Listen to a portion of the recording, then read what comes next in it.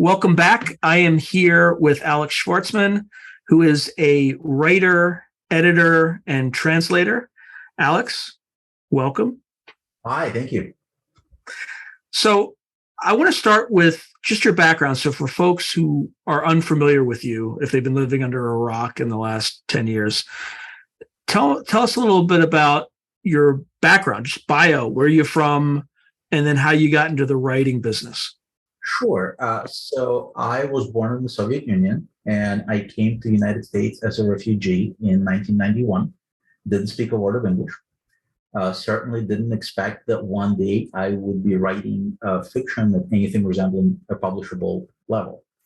And so because of that, I also didn't start writing until I was well into my 30s. But I'm a lifelong science fiction fan. I devoured books since I was science fiction books since I was about 10, 11 years old. Grew up on this stuff and have always wanted to tell my own stories, as well as always continued reading voraciously. So when I finally tweeted my fear and my reluctance and started writing, I was surprised that the very first story I wrote sold, and so did the second one. And I was like, hey, this stuff is easy. And then I realized that I'm selling to these tiny, low-paying markets where 7 people will read my story. So I set my goals higher immediately, and I said, I'm not selling anything to any place but a pro markets anymore. And then I realized how hard it was. So I had to actually work a little bit and get better until I finally had my professional sale. And 10, 12 years later, I've sold over 120 original short stories. They've been translated into a dozen languages. I have several novels out, and I've done all sorts of other stuff like editing anthologies, translating from Russian into English, and all of this while being a huge fan and somewhere inside my head just going, I can't believe I fooled everybody into thinking I'm a fellow professional, and they let me hang out with them and be a part of all these conventions and events and talking to me in their YouTube channels and stuff. What was the first story you sold at a professional rate? Which magazine or anthology? Tell me a little bit about that. It was daily science fiction, and the story was called Spider Song, which is still available on their website. They've been going strong for 12 years. They just recently announced that they're going to go on a hiatus at the end of this year, which is unfortunate because it's so great to have a market that's been this consistent for this long. 12 years is like centuries in short fiction market time. And Spider Song was a story that was plural first person present tense, which is something that's really, really difficult to pull off in fiction. But one of the great things I love about short stories, and especially flash fiction stories, is that you get to experiment with all these different techniques and voices and modes of storytelling that would be very hard to pull off at novel length. So I have written all kinds of these high wire act stories that are usually very short, but I got to play with epistolary formats and the present tense and second person and all this type of stuff. So it's been really fun. And daily science fiction opened to submissions before the magazine even started, around the same time when I started writing. So I've been submitting them for about a year before I broke through into that market, and they've published about a dozen of my stories over the years. So I kept sending them stuff because I really enjoy the stuff they put out and enjoy working with them. And just I did write a fair amount of Flash earlier in my career, and they were definitely one of the best Flash markets out there. Now, how long had you been writing before you were able to break through into a professional market? About a year. That's really good, actually. For most people out there, that's exceptional. I had a huge leg up, and I started writing fiction at that age, but I had already been writing nonfiction for many years. I've written, game materials. I've written event coverage for, I used to be a competitive gamer. So I wrote event coverage for tournaments. I had a couple of columns in printed magazines. And so I knew how to string words together. It just wasn't fiction. So there's a lot of stuff that I had to relearn. So I think that's, in many ways, that's responsible for me getting, some professional sales a lot faster than other people. So do you think any skills translate well from nonfiction writing to fiction writing? I think some people would argue that they're almost two completely different things in some sense. Absolutely, they do. I think that there's a really important skill of just being able to express yourself on the page. There's many other things that you need when it comes to writing fiction. That's not the only skill, but it is a base skill that is a craft level skill. And what I mean by that is there's two things you need. You need talent, and it's impossible to teach talent. If you don't have it, I don't care how many courses you take. I don't care if you study at the feet of Gaiman or any insert famous science fiction writer here. It's not going to help. You have to have the talent, but in addition to the talent, it's not enough to just have talent. You also have to have craft, and craft absolutely can be learned.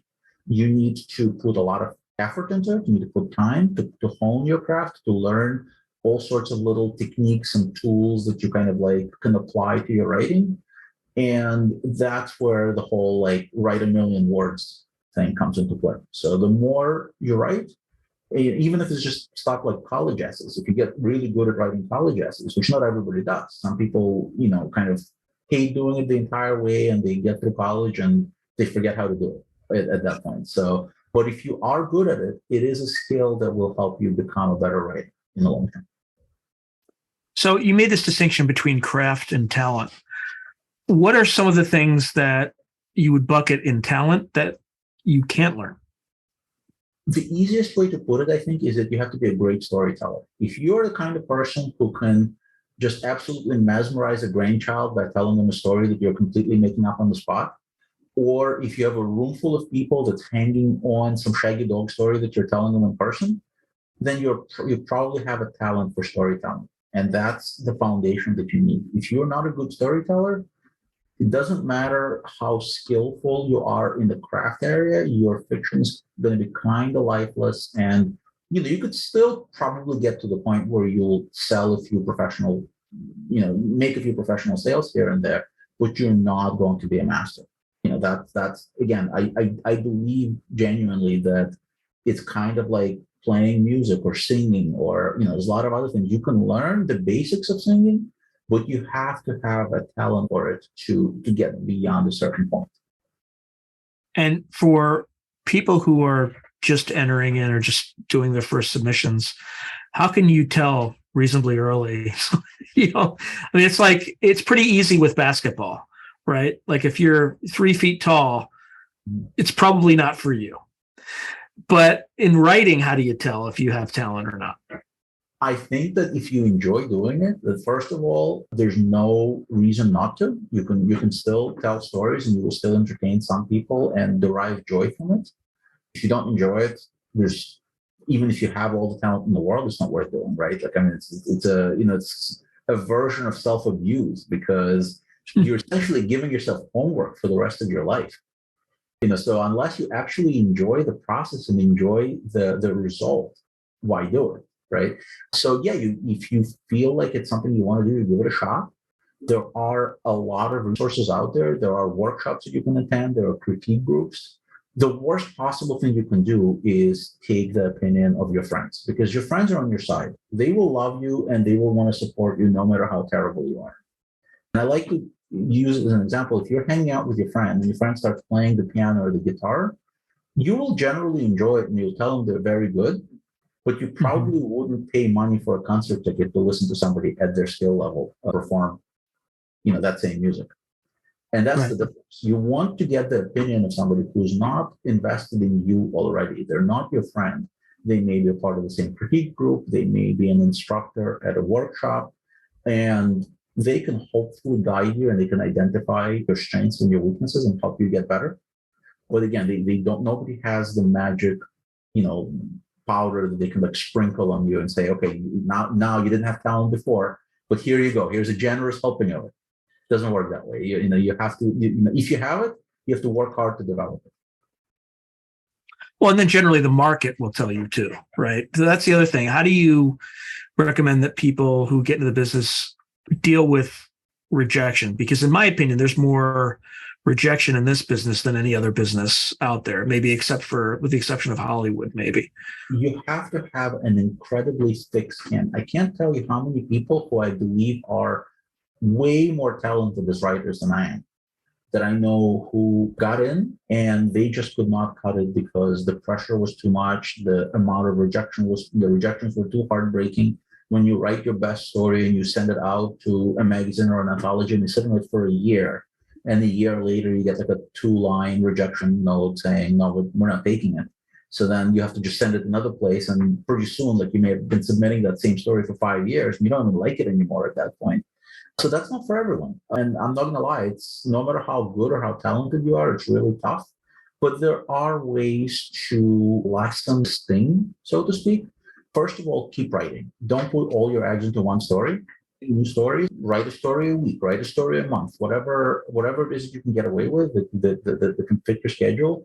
Don't mindlessly pump them out either, because unfortunately I know some writers who just have a ton of material out there, but there are things that they wrote in an hour with very little thought, and that reflects in the quality of those stories. And then they just send 75 of those out in submission and start playing submission Tetris between different markets. And they keep getting rejection after rejection because those stories are just not polished at all. I mean, very little thought has been put into them. So the chances of them selling at a place that's worth being published at is low. So find a good balance where you're sending out work that's well polished, but at the same time that you have 5, 10, 15 different stories out in submission. So so any one rejection is not going to sting as much. Because there's the opposite problem where people who polish until there's nothing left.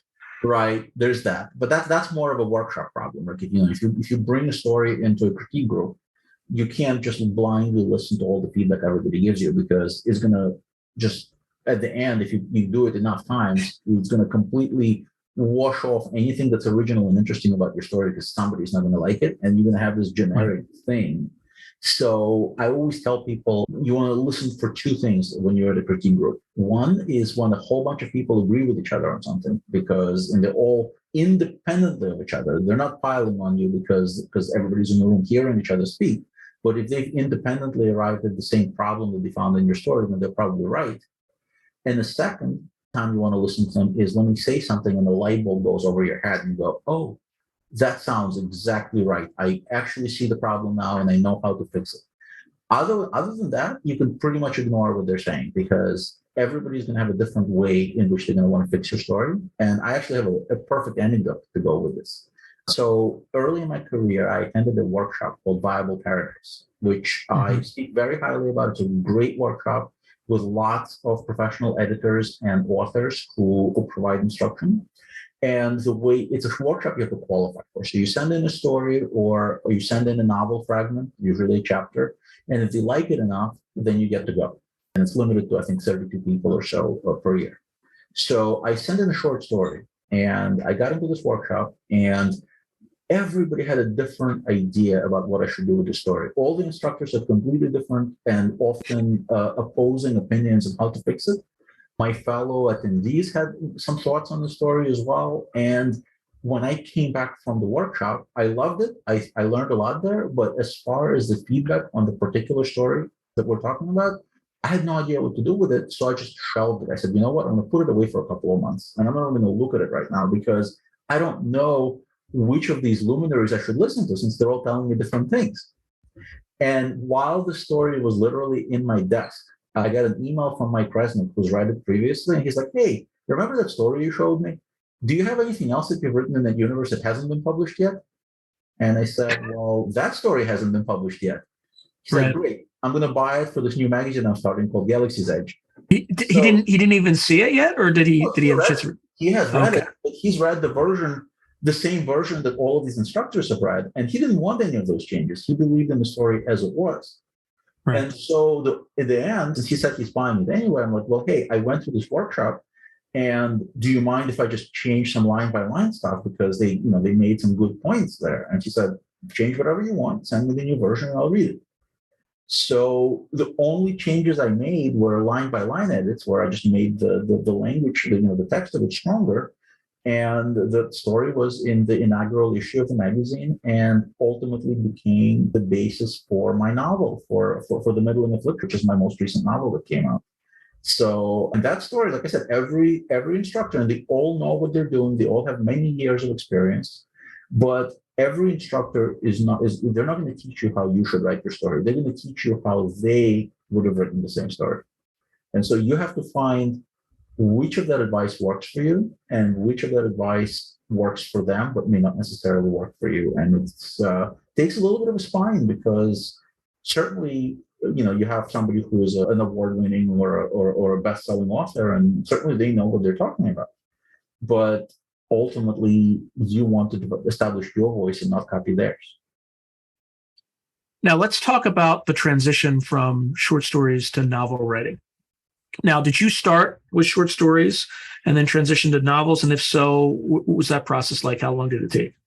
So when I started out, I did not know a single science fiction writer or was not a member of fandom in any way, other than just I was a guy who would walk into a bookstore or go on Amazon and buy a whole bunch of books. So I was exactly the person that we all want, the customer. And I didn't know how to, if I wrote a novel, I wouldn't know what to do with it. I wouldn't know if it was any good. So I came up with this brilliant idea of, hey, I'm going to write a short story and I'm going to send it to magazines. And if they buy it, then that shows me that I can actually write. And of course, at the time, I knew of exactly 3 magazines, and you could probably guess it was the 3 printed digests that exist. Analog, Asimov's, and the Magazine of Science Fiction, or Fantasy and Science Fiction. I didn't even know about any other magazines. So when I wrote my first story, I went online and I started researching, and I found this entire world, online magazines and smaller presses and all this other stuff. And so that's how my journey began. And once I started selling the short stories, writing short stories is kind of like popcorn. You can't just have 1 or 2. So I was addicted to it. I just kept going and writing short stories because it was easy and it was fun. And it was, in a way, instant gratification, because even if it takes years for the story to actually get published, you could finish it and you could show it to people and you could get a pat on the head and like, hey, this was a good story. I enjoyed reading it from someone.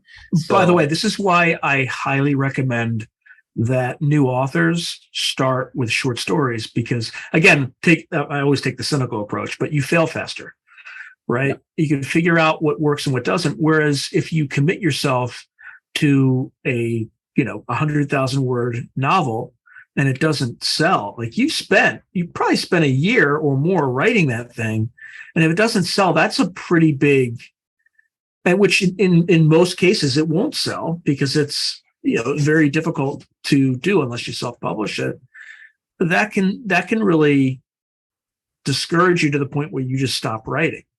So anyway, sorry to interrupt. I just wanted to put that out there. I'm a slow writer. And so for me, my first novel took me something like 4 years to write. And I got a lot faster since then, but I'm still a slow writer. Even at my current speed, it would probably take me 6 to 9 months to produce a novel at best. So I can't do like a novel in 2 or 3 months like some other people. For me, it depends, right? So like, if I know there's an like if someone says, "Hey, I need a short story from you to go for this anthology in a month," I can do it, no problem. I could probably be done in 2 weeks because I know there's a market. For me, the uncertainty is what causes things to take. Well, I'll give you another example. I had an editor reach out to me and say, "Hey, do you have any novel ideas?" I said, "Here's 5. Which one do you like?" This one. Okay. Like I found that like if I had a contract to write 2 books a year, I could do it easily. But if I don't have a contract, but I have interest, I'll write it faster. So I'm about 80% through that book in about 8 months. Now, if I had a contract for it, it would be done by now. But it just depends on the person. Anyway, I didn't mean to make it about me. I wanted to just give people an example. That's absolutely valid. And I'm the same way. If I have a deadline, I can meet it, whatever that deadline is. I may be crying while I bang on my keyboard, but like in that meme, but it's going to get done. And my first novel took like 5 years to write. My second novel took maybe 2 years. And I just finished my third novel, and that took like maybe 9 months or less. But that's because I already knew that like publisher was waiting for that book.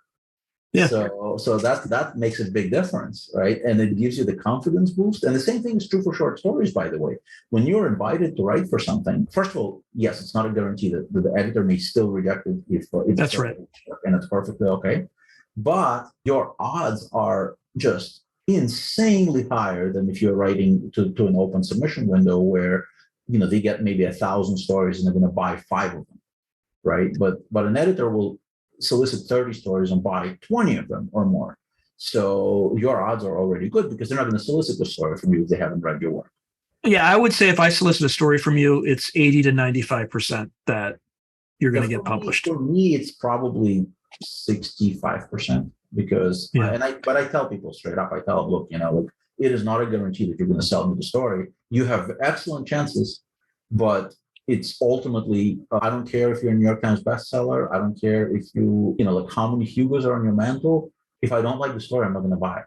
And because there's an integrity to being an editor that. Now to be fair, like if you submit a story and it's, 75% there, like I will, as an editor, I will, and again, many editors won't do this, but I'm just saying it like, just putting it out there.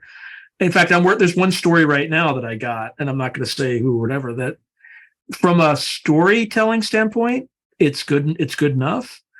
But from a craft standpoint, I am literally going through and, rewriting, without changing the story. But and again, this is very atypical of an editor, I think. But I will help. Well, but that like the difference between your 65 and my 80 to 95 is that I will heavily edit stories that aren't, that are almost there, but they're not there because of like writing quality. I'm not going to publish something though. Like if I send this back to the writer and they're like, no, I don't like any of these edits, I'll be like, okay, like I'm not going to buy your story. It's not good enough. It's the opposite.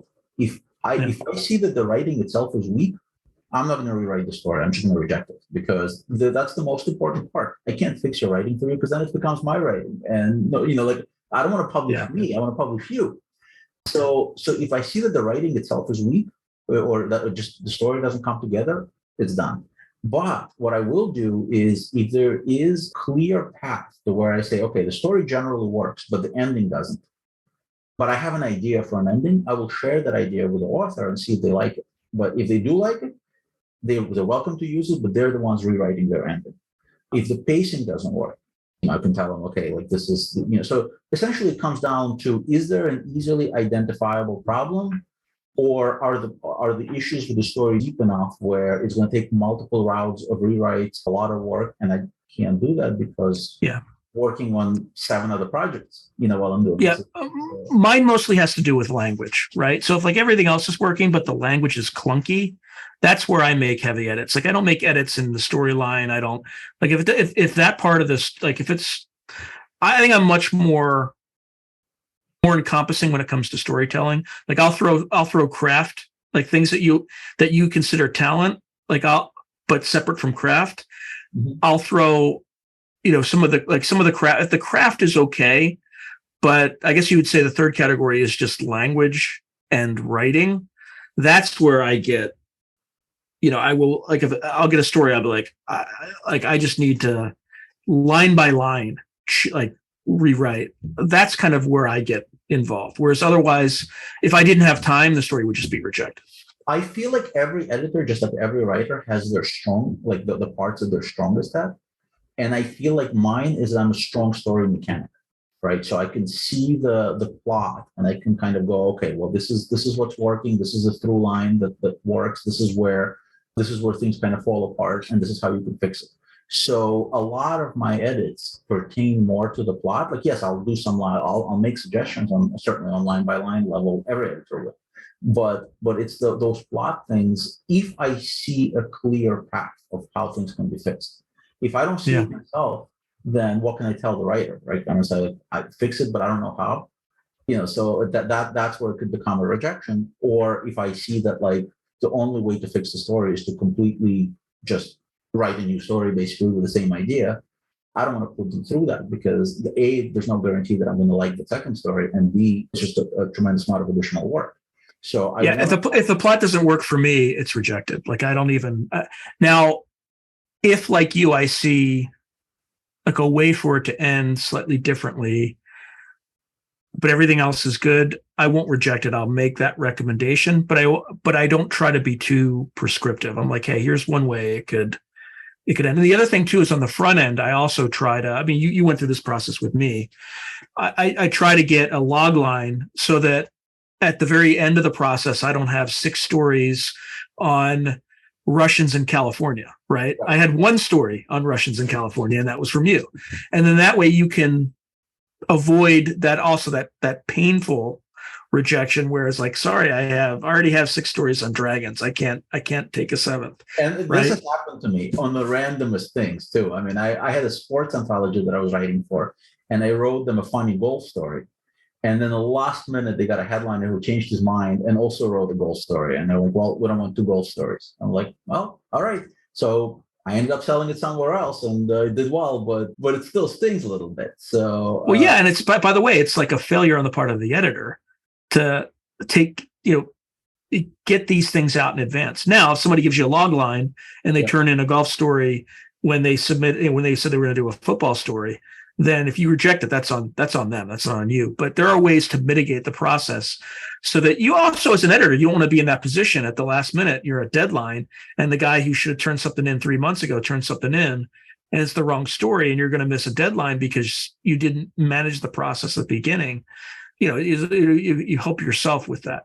So, as an editor, what kind of challenges do you see with writers in terms of just? Well, I'll just leave it open. Like things that you could tell prospective writers now to avoid doing to enhance their A, success at getting a story accepted, and B, just not driving their future or prospective editor crazy. So a couple of things. First of all, start the story at the beginning. Don't give me the backstory. Don't give me 3 pages of backstory. Don't give me the 3 pages of what you think is beautiful description, because you're not writing for the New Yorker or whoever publishes that sort of stuff. If you're writing genre, you need to hook the reader. And in this case, your first reader is going to be the editor or the slush reader or whoever is evaluating your story first. You need to hook them right away. And especially in that has been the culture in English language fiction. It's different in some other languages a little bit, actually. But for English level fiction, there needs to be the hook where I go like, well, I need to know how this gets resolved. And if you don't give that to me on the first few paragraphs, something to keep me reading, chances are the story is not good. I'm not going to read the story to them. And by the way, it's not because I'm mean. Every single editor, every single slush reader, the vast majority of the stories that they encounter on submission do not get read to the end. You only read as far as you need to read to know that you're not going to be taking that story. Doesn't matter if the story gets a score of a 4 or a 5 or a 7. If it's not an 8 or a 9 or a 10, you can just move on, and you're saving yourself time and you're saving the author time. So hook them early, and then the story has to deliver on the promise. There's so many stories that stick with me a lot more than these easy rejections where you just read the first 2 paragraphs and you're like, nope, not written up to par.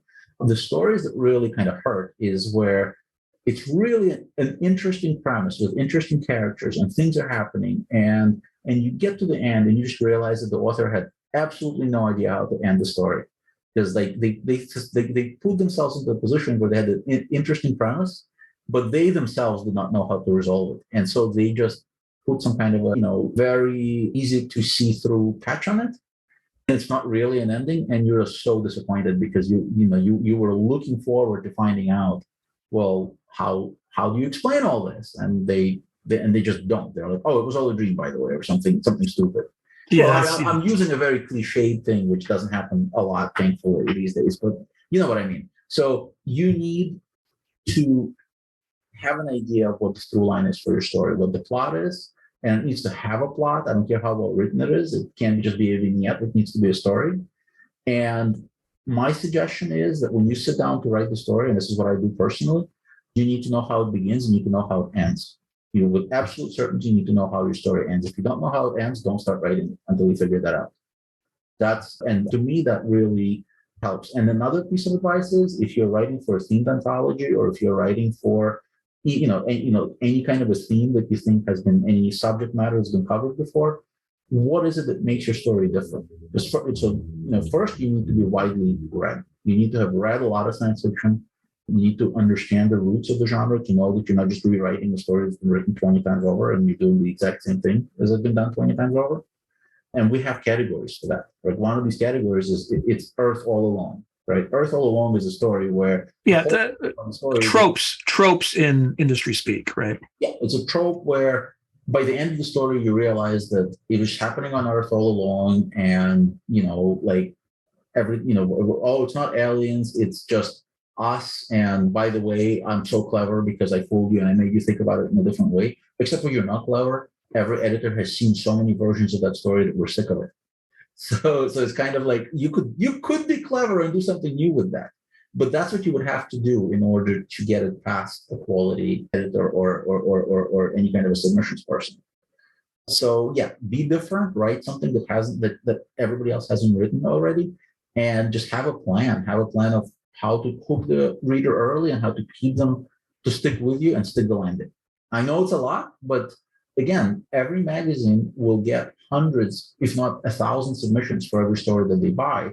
And if you want to be that one story that they buy, you really, really have to stand out and you have to outrun all the rest of them. Yeah, just to give people a sense of that. So if your acceptance rate for solicited submissions is 65% and mine's 80 to 95%, depending on the anthology, if you submit to like an analog or the Magazine of Fantasy and Science Fiction or Asimov's, you're talking less than 1%. Is that about right? It's a fraction. Yeah. I think that Neil Clark posts those statistics on a monthly basis. So, he's getting well over 1,000 submissions, and he's buying like just a couple of like 4 or 5 stories or something per issue every month. And in some cases, it's worse than that. So I'm just finishing. As a matter of fact, today is the last day to submit to the Unidentified Final. And we have seen, I don't have the exact number, but it's over 800 stories. I think we're getting close to 1,000 stories so far. We're going to end up buying maybe 10 of them. Yeah. The rest of the slots were. So that's 1% right there, 10 out of 1,000. Yeah. So it's going to be something along those lines. And I can't tell you how easy it is to go through that volume. And it sounds like a lot, but a huge percentage of them, me or one of my associates that are helping me with this, they only need to read like the first 2-3 paragraphs of them to just go nope and move on. Another thing is, or the first sentence if somebody starts with "the giant was giant." Yeah, but I mean, it's not that obvious. Even the bad stories are not like cartoonishly bad. But another thing is, I'm reading a humor anthology, right? And if I read the first 2 pages of your story and nothing even remotely funny has happened, I don't care how funny your story gets on page 8, right? It's not a fit for the book, so I can just reject it and move on. So if you're going to write a humor story, you need to indicate that with the voice and with the tone, with the premise, with something right away. Don't wait. Don't just give me like this vanilla science fiction story and kind of go, oh, but there's a joke at the very end. That's never going to fly. Yeah, which makes sense, right? Because there's some people who write a story that's just a build up to one big joke, and by then it's too late because everything needs to be funny, or not everything, but you know what I'm saying. There needs to be enough humor in it, and also. Like people will come up with like a very funny premise for their story, and then they will tell it completely straight. Like they'll just like tell it deadpan, and that doesn't work. Like you need to be whimsical in your voice. If you're going to tell a funny story, then it needs to be funny. There needs to be multiple aspects of funny to it. Like the premise needs to be humorous. The telling, like the way in which you tell the story, needs to be whimsical as well. Like look at Terry Pratchett, look at Douglas Adams. Those guys, they could take a relatively mundane subject or even a horrific subject. If you think about The Hitchhiker's Guide to the Galaxy, right? The opening chapter of that story is an apocalyptic horror. It's incredibly funny because of the way it's being told. So that's something to look to if you're gonna write humor. But of course, that advice applies specifically to UFO, and we're open like once every couple of years.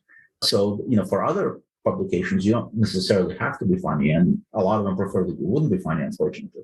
So, but they will still need you to have a unique voice that grabs you by the short tails and doesn't let you go until the story is over. Like, I need to keep reading that story. The best stories that I encounter in Slush are sometimes stories that I know I'm not going to buy because they're not funny enough, and I don't have any free time whatsoever, but I'm still going to invest that extra 10, 15 minutes and finish reading it because I want to know what happens. Yeah. And when you give the rejection for those, you let the author know. Absolutely. Right. Those are the ones that will get the personal note, or maybe even a suggestion of like, hey, some of my friends edited these other magazines. Maybe you should send it to them, or like this story might be a good fit for Cast of Wonders because it reads younger, or this story may be a great fit for daily science fiction because it's a flash fiction piece of the kind that I think they would like. It's not a guarantee of anything. I don't edit those markets. It's just a suggestion from somebody who has been selling stories to those places for many years, and so have at least some experience, some success rate with them. Now, going back to novels, the transition from writing short stories to writing novels, how did you approach that? And, what are some of the things that helped you from writing short fiction to what are some of the things that may have retarded your progress in some way? So I had so much experience and so much got myself into the short story mode that it was difficult for me. My very first novel includes several short stories. Now, they were not published anywhere except for one of them, but they were short stories initially. And it started out, so I wrote this book called The Renaissance Crown. The elevator pitch for that book is it is a story of Daenerys Targaryen done right in a single volume with a definitive ending. This woman starts out a hero doing all the right things for all the right reasons. By the end of the book, she's the worst villain in her world. So it's kind of like the setting of Game of Thrones plus the storyline of Breaking Bad. And that story started out as a short story. I wrote the very end first. I wrote the story of this conqueror who has been basically a Genghis Khan type person who spent their entire life, or Alexander the Great, or whoever you want to use as an example, who spent their entire life conquering, and they're done. They conquered the entire world, which happens to be this one continent. I mean, there's just one continent in that particular world. They're done. They conquered everything. So the only choice they have left is to rule. But she doesn't know how. She has never had to rule in peacetime, which is a completely different process from being a warlord. And so there's all these challenges and things don't go well. And that story really stayed with me. I didn't sell it as a short story because I started thinking about it more and more. And I was like, well, what would make a person want to wake up one morning and want to just go and kill people just to be a conqueror, just to be that Genghis Khan, Alexander the Great, Napoleon type person? And so I started coming out with his origin story. And by the end of it, this was this book right here. And like I said, I ended up writing parts of it like as essentially short stories, but then I did hopefully a good job integrating them into the book to where they felt like an integral part of a whole rather than standalones. My second novel also started out, and I touched on that early, started out as a couple of published short stories, and I incorporated them into the opening of the novel. But the main character kind of grabbed me by the shirt tails and told me to write more about him. And his name. And he's sort of a magical cop, except for he has no magic of his own. So he's Batman living in a world of like superheroes and supervillains that all have magic, and he can only rely on other people's magic, on magical artifacts and stuff like that. And that's my current book. That's The Middling Affliction. Okay. Earlier this year. And I explained this book as The Dresden Files meets American Gods in Brooklyn. So that was my second novel, and also had two short stories incorporated in the very beginning of it. And the sequel to this book, which is my third novel, was the first book that I wrote from the beginning to end without any short stories involved. It was an actual straight up honest novel. So I think I'm a recovering short story writer who is slowly becoming a novelist. Do you find it difficult to write longer form? Because so personally, what I found is when you write a few too many short stories, your writing is much more terse, I guess is not the right word, but it's much more succinct, right? You don't waste a lot of time. You only focus on what's important. But when you take that to a novel, when you have a lot more room to elaborate, it's harder to write like a lot of words, right? I mean, you find the same issue, or do you find other issues? Absolutely. I think that your writing muscles kind of atrophy when you're doing novels versus short stories, because you have all this space and you can go on the sides and kind of add additional material. And when you write your next short story, all of a sudden you find that you're running out of space because the editor wants something up to 5,000 words or 6,000 words, and you're like, oh crap, I can fill that up pretty easily now. Whereas somebody who's writing almost exclusively short stories will never even run into that problem, because they just know how to pack as much punch as possible into as few words as possible. As few words as possible, rather. So it's a different skill set. And writing flash fiction is actually the hardest of them all, because you literally have to sketch out a story in under 1,000 words. And it still has to be a story. It can't just be a vignette. I mean, that's not what flash fiction is about. You still want to tell a complete story in very, very, very few words. And only a small handful of writers know how to do that well.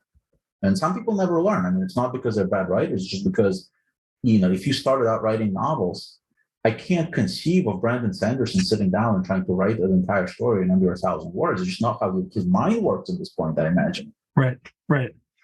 Yeah, I can't conceive how people can just write that many words, and without having the means, like me. It's good. I guess you have you look at like the Robert Jordans of the world, right, where they'll spend paragraphs and paragraphs on like women's clothing, and it's just like, I don't care.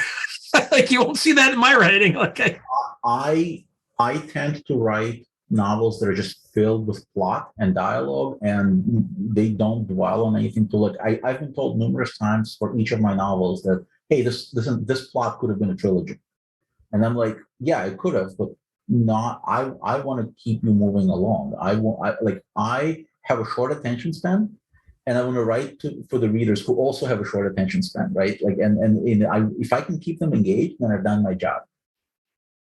Now let's talk about translation. How did you get into that business, and just, well, we'll see where this takes us.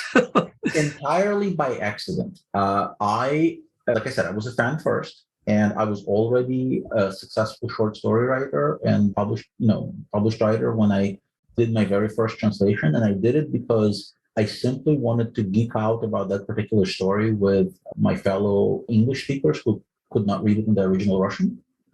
And I found that they liked it. And I also found the process to be completely different from writing my own stuff. While I could take advantage of the toolkit that I've mentioned earlier, of like being able to like put words together, it was a completely different set, because now it was more like almost solving a Sudoku puzzle, because I had to take all these layers of meaning and all of these cultural references and subtext in a different language and in a different culture, and figure out a way how to reassemble it into something that would work for from the source culture to the target culture. And it's like solving a puzzle, which I love to do.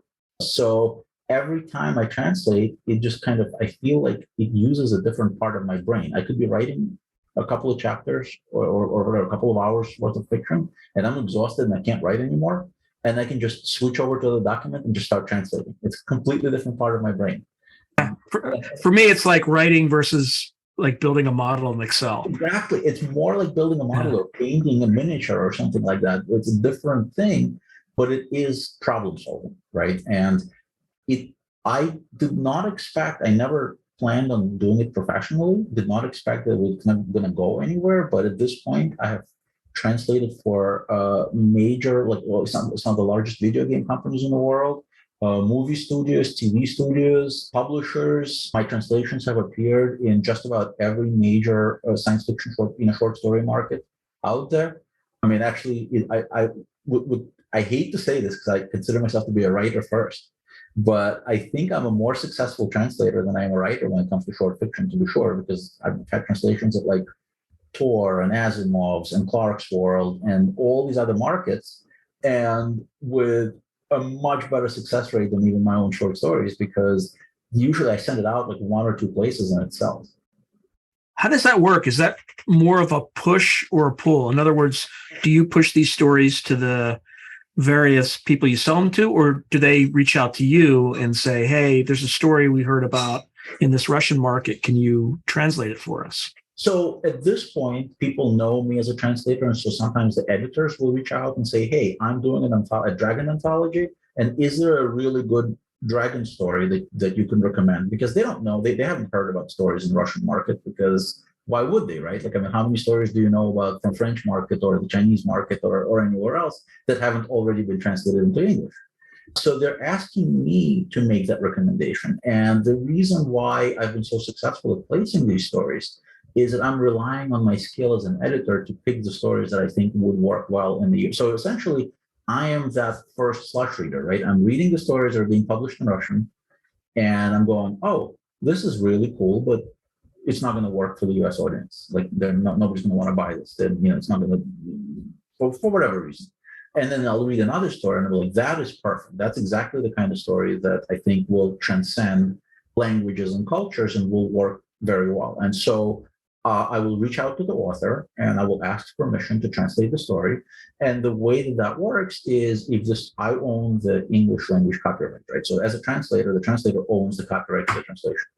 So it's up to me to send that story on submission, send it to you or to any other editor and say, hey, do you want to buy this? And the deal that I make with the author is that anytime that story sells, they get 50% of the money.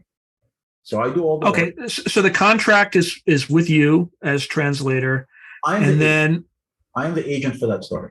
So I control the rights, in the English language market, and I'm the only one who can sell the story. The author, if they wanted to, they could actually reach out to me and go like, hey, these people want my story. Can we let them publish it? But the translator is the copyright owner, and this is not just me. It's any translator who performs a translation, unless they do it as a work for hire and they transfer those rights to the publisher or to the author, they are an equal partner. So it's really important to know that, because the translation is an art. It's not just a technical skill, a literary translation. Not like when you're doing an air conditioner manual or something.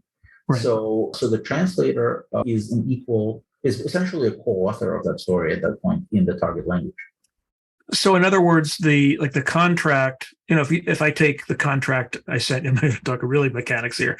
But if I take the contract I sent you, for instance, for Weird World War III, and you sold me a translated story from some other, from like a Russian story that was previously published, the terms of that would be identical, except it would just say 50% of the money goes to the original author and 50% goes to you, but you own the rights. Technically, you would just pay me, and then I would pay that person. Now, I have done it every which way. Some of the established markets have procedures for this. Some of them are even willing to send half because it's a pain in the butt to send payment overseas, right? To somebody in Ukraine and Russia and Belarus. Yeah. It's hard to send money to those places sometimes, and it's expensive to send money to those places. So a lot of the time, the small market doesn't want to deal with that. So they will just be like, okay, here's $600, and then whatever it is between you and the author is up to you guys. And then I will figure out how to send $300, and usually we'll pay the fees to send the $300. Okay, so it's like the translation contract is effectively the same as just buying a story from you.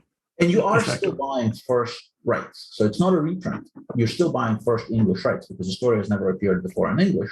If you buy it as a reprint later, then you're buying a reprint at the reprint rates. And then it's a much smaller amount of money. But again, it just gets split up between. And I've already had that happen a number of times. I've also had something called relay translation, where you would have somebody who's interested in translating the story, but they don't have a translator who is going to translate from Ukrainian to Japanese. So they will take my English language translation and they will translate to Japanese. And that's called a relay translation. And that usually is done with when the sets of languages are less common and they have less in common with each other, right? So if you're going to go like from, I don't know, from like Georgian to Farsi, you may not have a professional literary translator who works with that set of two languages, right? So if somebody translates it from Georgian into Russian, and then somebody else can translate it from Russian into Farsi, that's a relay translation. Okay. Now, if someone wants to find works from you, what can they buy and where can they find it? So the easiest is to go to alexshvartsman.com, and my name is right there on the screen. So that's just my website is my name. And my books, my anthologies, everything is linked from there. Of course, right now, this is still very new. It came out at the end of May. So this is my number one thing to promote. It's available in print, and ebook, and audiobook, and so every which format you like to buy. And that helps because the publisher has already committed to publishing book 2. The sequel will come out next year, but they still haven't yet committed to book 3. So unless there's solid sales, it is a business. So yeah, definitely the best way to support me in my writing and my translation efforts is pick up one of my books, and that's the best one to get right now. And you can also find that information in the description below. All right. Well, thank you very much, my friend. It's always a pleasure. And hopefully I'll be able to see you in person again sometime soon. I saw you at LibertyCon, so it was good to see you there. Thanks so much for hosting me. I will probably be back there next year. So if you're coming back, at the very least, I'll hopefully see you. If there's a backdoor way of me being able to get in, I will definitely be there. You didn't buy the membership yet? They're very strict on that. I had to go there and click furiously to get that membership on time. So yeah. I have a philosophical thing against the monkey, you got to be there first. You got to be there, Yeah. I mean, but you know what? It's their party, and we can either come and play with their dolls or stay home. That's if you were hosting a convention, you would do it different. If I was hosting a convention, I'd probably do it different too. But if we like their convention, and I think we do, then I think it's one of it's one of the best, if not the best convention I've ever been to. Yeah, it's very well run. It was extremely fun, and that's why I'm considering going back, because it's a pain for me. It's not even a direct flight. I have to do a convention to get there. So I'm still willing to do it because it was just so much fun last year. Yeah, it's also interesting too. I was with TC McCarthy. I think we went to a CVS, and you're just driving around. In Tennessee, there's very limited. I don't think they force you to have car inspections. So they were I was on the road. I'm like, wow, this is freedom. There's some good things and bad things, but there are cars that are borderline falling apart, but it doesn't matter. I was there in a taxi going to and from the airport, so I was just on the main roads. I didn't really see much of that. Yeah, there's good and bad things, right? In California, it's a nightmare in terms of regulation. There, there's a lot more freedom, but there's also a cost to some of it, right? Where you have cars on the road that are oh. Anyway, it's good to see you, my friend. Talk to you soon. Thank you. If you enjoyed this video, hit like and subscribe, and I'll see you next time.